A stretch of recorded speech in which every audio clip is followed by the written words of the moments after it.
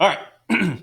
As I mentioned, I have the schedule kind of lined up for next week, and you should be getting this sent out to probably Sunday, because Monday we technically have off. Just kind of finishing up this week here today. We should be able to finish section 4. If not, that's a big if not, then we will just have it flow over to tomorrow, and then we'll do our quiz review. Okay. Monday, we've got nothing, although I do want you to keep working on your problem sets, because on Tuesday, for everybody, remote, A group, B group, Tuesday, you're going to have the quiz over sections 1 through 4. Tomorrow's review is going to be a big help with that, okay? For A days, problem sets are due on Tuesday the 8th in class. For you, the Bs, it will be due on the 10th, which is Thursday in class. So that's kind of when it'll be. Next Tuesday.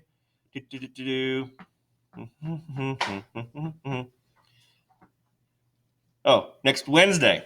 We're going to start a density lab for the A group. And while they're doing that, you're going to have notes for section 5. Okay, so this is where it gets a little tricky when it comes to planning. And then on Thursday, when you come in here, and of course, I'll share with you the kind of assignments and everything along the week as well. On Thursday, you'll come in and you'll do the lab. Okay, it should be a one-day lab, pretty quick lab. And I'm going to remind me to give you the lab either today or tomorrow. That way you have it ahead of time. Okay. And then Friday, we kind of all merge back together for, we'll do a section 6 discussion, and then A groups will watch that. And then that basically wraps up chapter 1. It's a pretty quick chapter. Although this is the longest it's taken me to finish this chapter, because it usually gets over in about 2 weeks. But hey, we're going to do what we got to do. Okay. Just kind of a recap of everything. Are the note summaries going all right for you? We already did 1.3 on 4, right? Yeah. Okay. Those are. Oh, that was on Tuesday. That was on Tuesday. Yeah. That's all right. That's okay.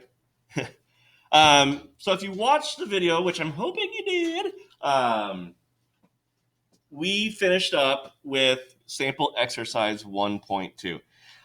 With my 3rd hour and 8th hour yesterday, we didn't get to this. We didn't actually finish sample exercise 1.2, so I just told them to watch the last 8 minutes or so of the video so they could be caught up for today's discussion. Now I'm going to try to get this down here. Let's see. Oop. There we go. Get this all set up here. All right. So we're going to continue on. Again, if you need to go back over any prefixes, anything like that, rewatch the video. Okay. We're going to have practice over it tomorrow. So you'll get more practice in as well. I'm going to turn this light off in the front. Hopefully, I've been having some troubles. Yeah, it's just because of this, it's projected onto the board. It's a little shiny when you see the video of me recording. Hi, everybody.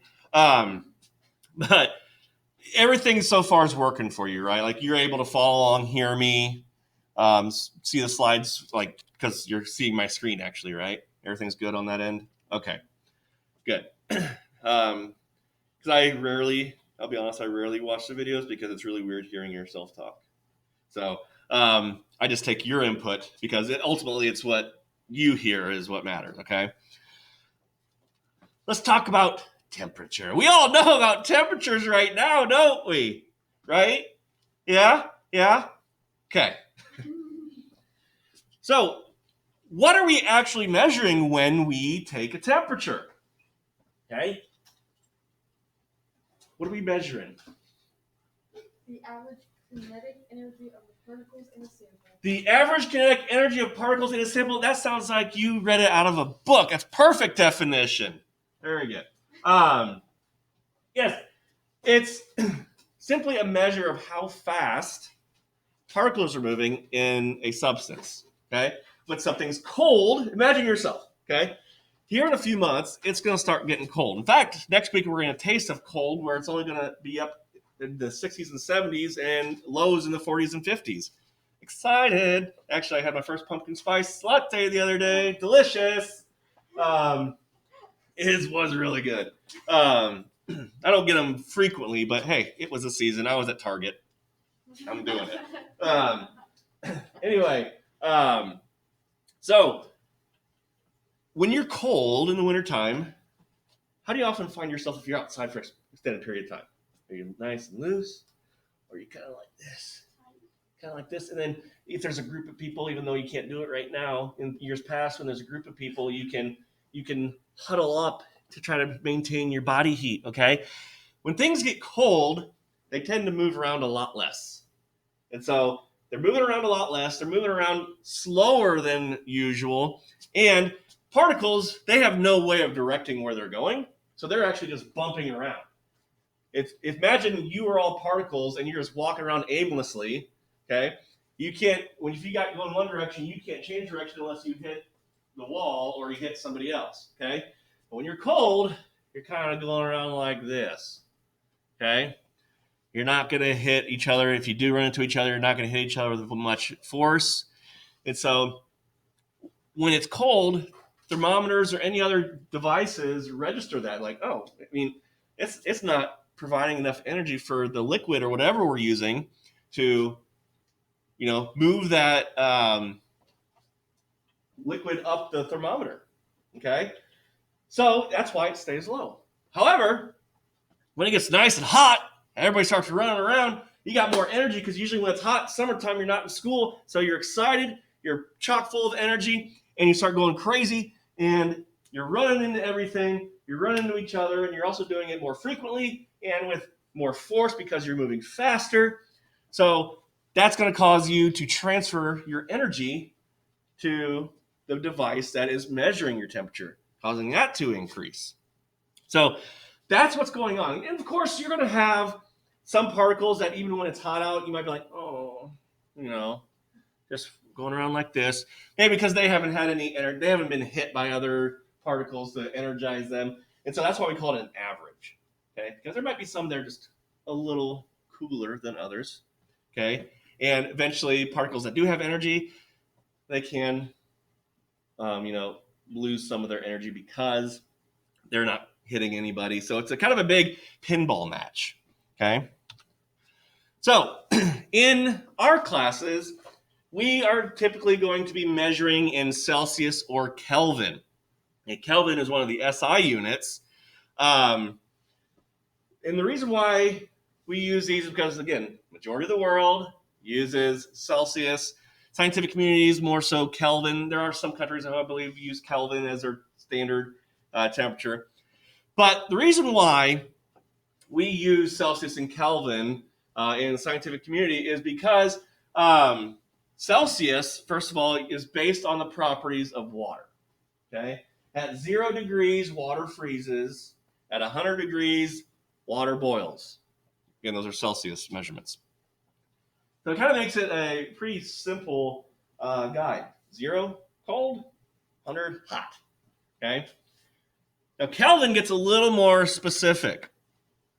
Kelvin, again, being the SI unit of temperature, is based on the properties of gases. And there are no negative Kelvin temperatures. So with Fahrenheit and Celsius, you're going to have negatives, all across the board. But in Kelvin, there are none. Because once Kelvin reaches 0, that means gases have no temperature. That means gases are frozen. And that's not good if it gets down to 0 Kelvin outside. Okay? That means everything is basically stopped. So in order to calculate Kelvin, it's super simple. You take the degrees in Celsius that you're told, and you simply just add 273. Now, you notice how I didn't say 273.15. Technically, the 0.15, the 273.15, is the real number. But you'll soon see that even the book says, we don't have to worry about that 0.15. We just say 273.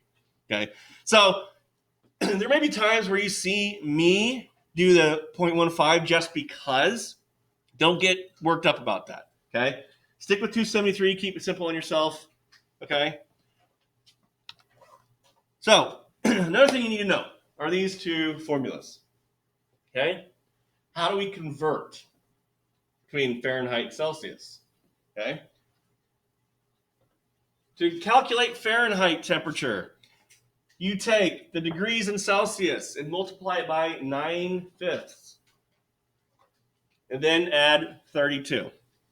Yes, you want to highlight these. Okay, hint, hint. If you want to go and calculate Celsius, which may be the one you do most often, you're going to take the degrees in Fahrenheit and subtract 32. And the result you get from there, you're going to then multiply by 5/9. Okay, get very similar formulas. That's why I get some people tripped up, just because they are so similar that things are just flipped around a lot. Okay, so again, highlight those there. So let's do a couple of examples here. First of all, let's see what the book shows us. Okay. So we have a weather forecaster predicts the temperature will reach 31 degrees Celsius. What is the temperature in a Kelvin? Well, again, for sample exercises, the book will always give you solutions. So, again, we saw 2 slides ago, to calculate Kelvin, you take the temperature in Celsius and add 273. So already they take off that 0.15 right there in the example. So by all means, take off the 1.5. So you add those two up, you get 304 Kelvin. Easy peasy. Now, how do we convert, or what will be our temperature in Fahrenheit? Again, looking at the solution here, using that previous slide's formula, you take the, where are we? There it is. I was like, where are we? We take the degrees. Hold on a second. Oh, yeah. I got lost there for a second. Sorry, folks. You take the degrees Celsius, which is 31, multiplied by 9/5.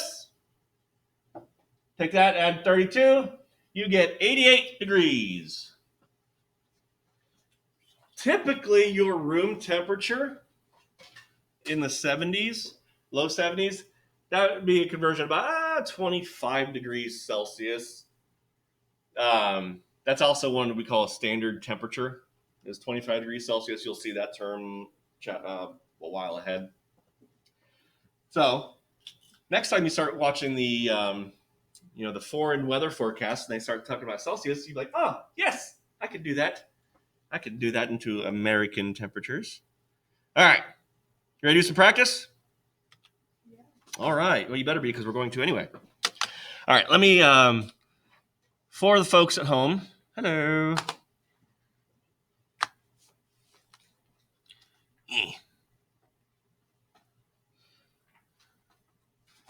All right, there we go. Trying to make this as easy as possible so everyone can see it. I'm going to zoom in. Hello, arm. Okay. Now I'm going to kind of bounce back and forth here. My setup is not good for this. Okay, so ethylene glycol. Again, we're doing the practice exercise here, if you can see it on your notes. Oh, man, I forgot I had the cap off. Oh, boy. Ethylene glycol, the major ingredient in antifreeze, freezes at negative 11.5 degrees Celsius.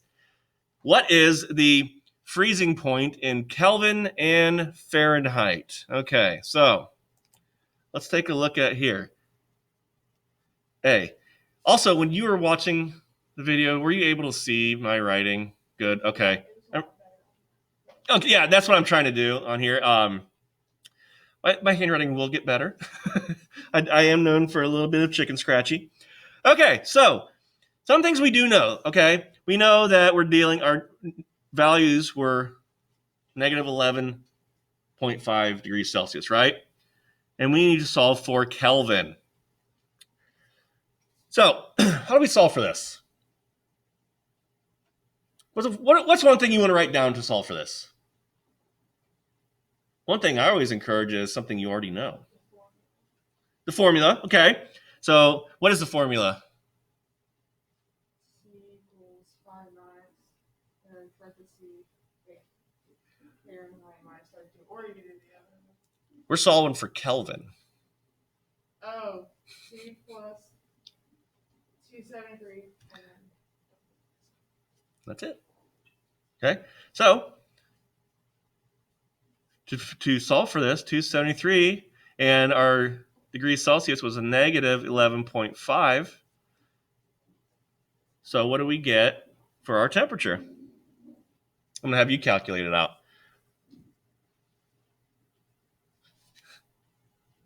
You have your calculator. Oh, you need a calculator every day.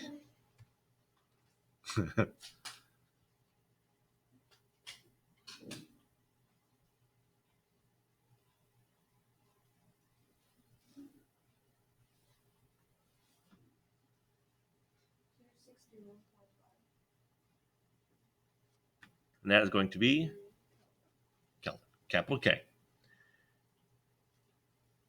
Very good. Easy peasy on that one. Next, we're going to now solve it for Fahrenheit. So again, it's always a good thing to, as Miss Sav said, write down the formula. So we are solving for Fahrenheit. So F equals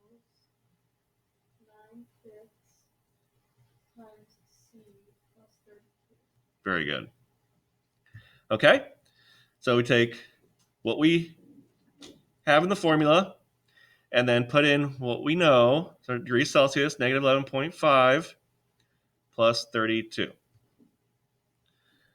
go ahead and solve for that.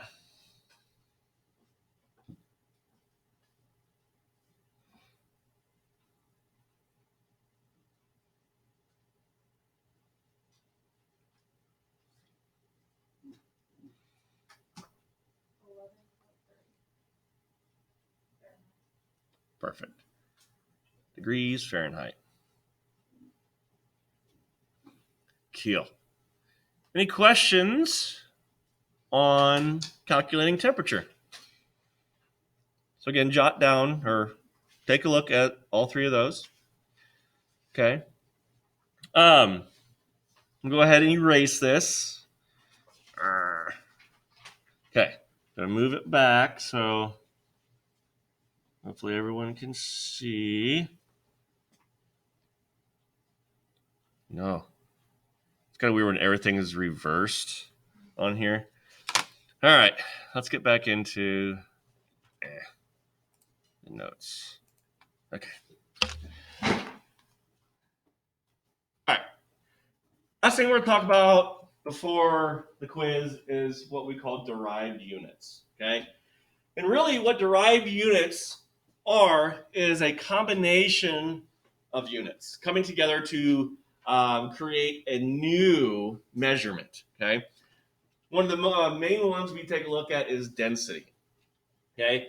Density is a physical property of a substance, meaning we don't have to change the identity. Remember, it's one of those intensive properties, not intensive, but physical properties where we can observe it without changing the identity. Okay, so it has units of grams per milliliter. Now, if you recall from my video yesterday, we can also use a different unit instead of milliliter. Do you recall?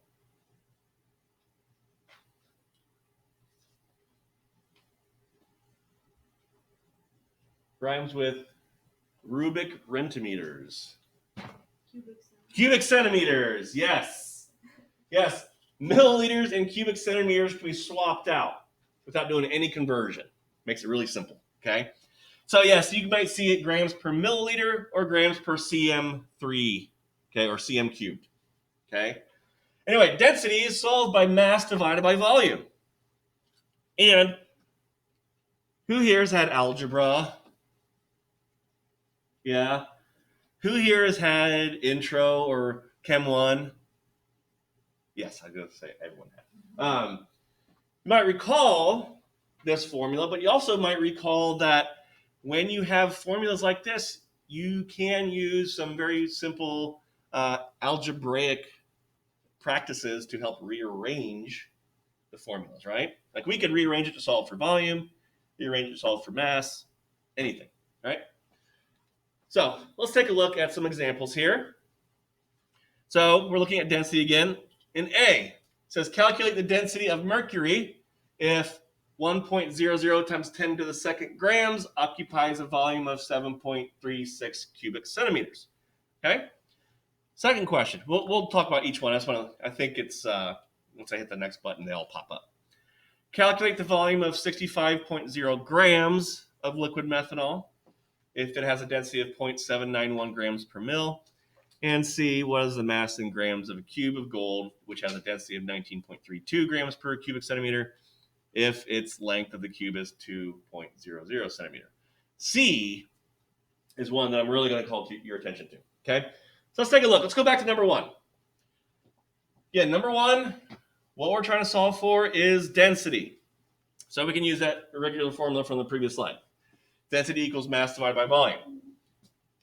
Our mass was 1.0 times 10 to the second grams. Our volume was 7.36 cubic centimeters, and you simply just divide. Okay, and you get 13.6 grams per cubic centimeters. Now again, don't forget to label.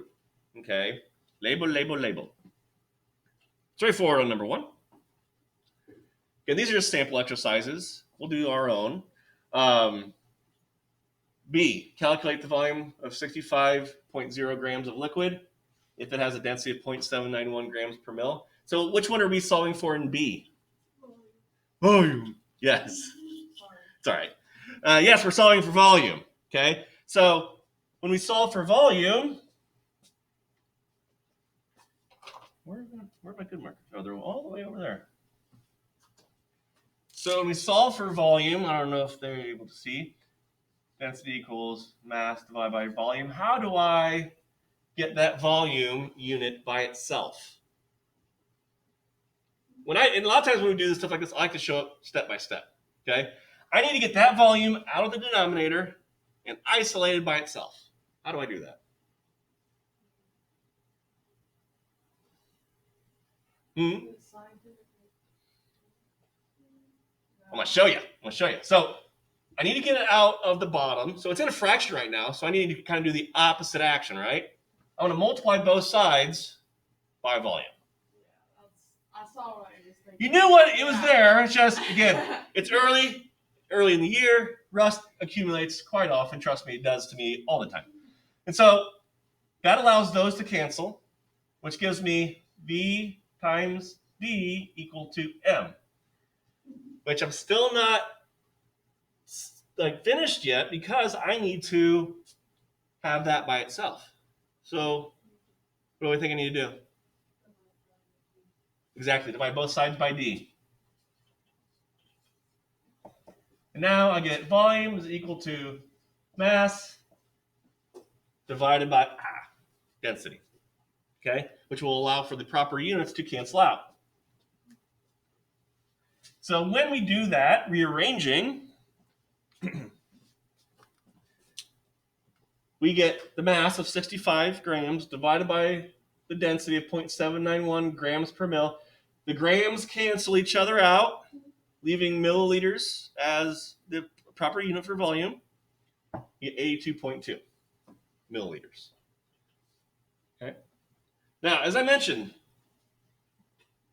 C was the one that I wanted to call your attention to because it's got a little trick up its sleeve. Okay. Let's read it again. What is the mass in grams of a cube of gold, which has density of 19.32 grams per cubic centimeter, if the length of the cube is 2 centimeters? Okay, so we're trying to find mass. So again, we're trying to find mass. We're going to have the formula of mass equals volume times density. Okay. What are some things that we know based off of the problem in C? What do we know?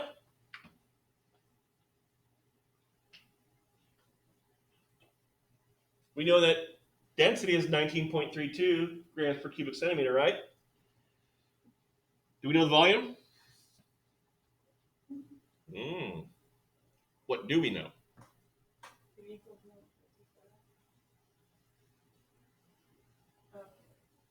The volume. Does it ever tell us in the problem that the volume, or what the volume is? What does it tell us instead? The length is 2.0 centimeters. How do you find volume?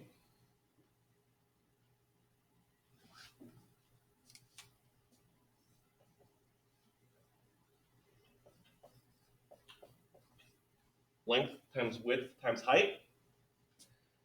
So if the length of the cube is 2 centimeters, that means the width is also going to be 2 centimeters, and the height is going to be 2 centimeters.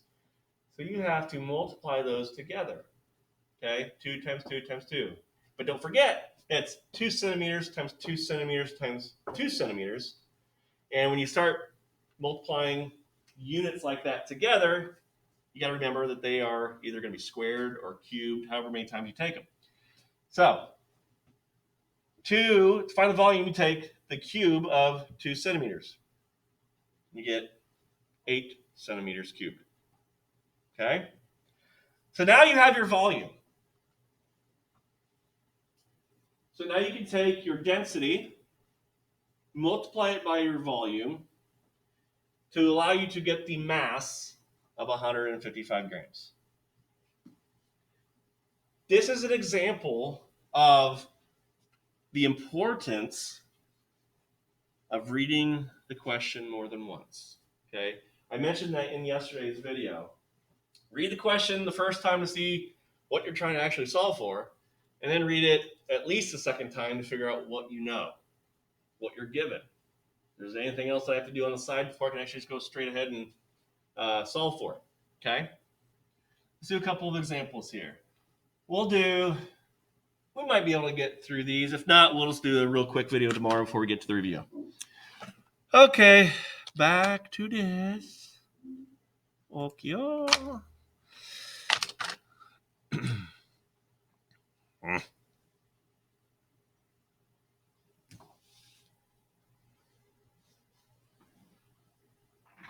Okay. Oh my goodness, there's no room here. So let's look at the question here. A, calculate the density of a 374.5 gram sample of copper if it has a volume of 41.8 cubic centimeters. Okay. So let's go back here. Okay. For A, first of all, what are we solving for? Density. So the formula, density equals mass divided by volume. Okay. Okay. So what is our mass?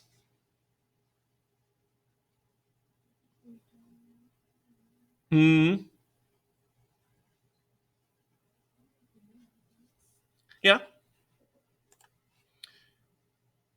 374.5.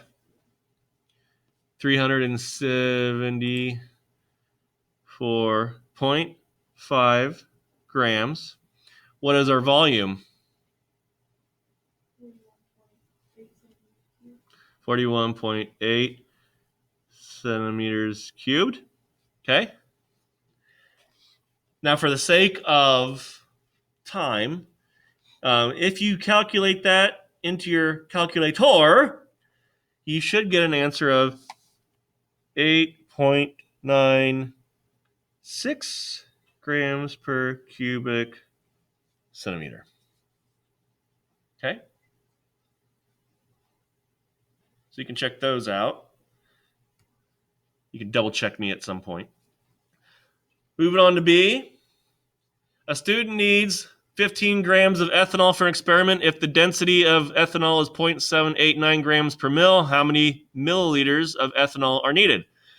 So what are we trying to find for now? What are we solving for?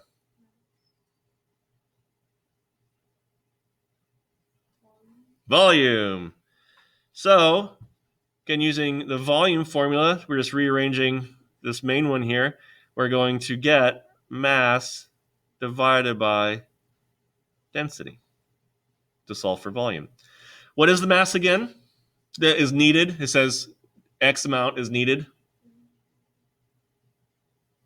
15 grams. 15 grams. What was its density of ethanol?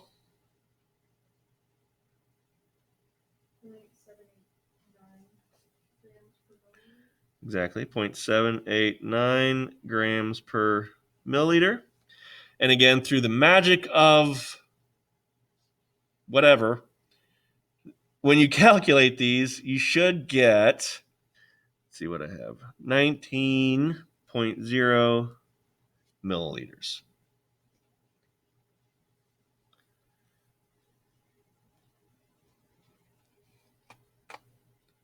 Am I right on that? Okay, good. I always like when people double check me because, yes, there will be a mistake every once in a while. And lastly, C, what is the mass in grams of 25 milliliters of mercury, which has a density of 13.6 grams per mil? Okay, so this time we are solving for mass. So rearranging this formula, we get mass is equal to volume times density. What is the volume again?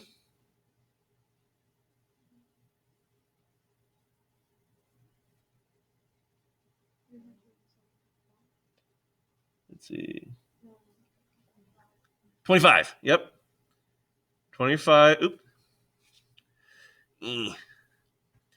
25.0. What's that? Milliliters. Thank you. 25 milliliters multiplied by the density of mercury, which is very good, 13.6 grams per milliliter. So I'm running out of room here. And so when you multiply these through, you should have a mass of 340 grams. Oops. Might not be able to see it there. There we go. 340 grams. Questions on use of density. Questions on finding temperature. Okay. That's actually going to wrap up section 4 and wrap up everything that we are going to need for the quiz. So tomorrow, again, no homework other than keeping up with your problem set. And tomorrow we'll come in. If you want to bring some scratch paper with you, calculator, have that out. Because we're going to do questions. And again, first quiz of the year, we're going to do some questions that are going to be very helpful for you for the quiz, all right? With that being said, I'm going to call it on the recording.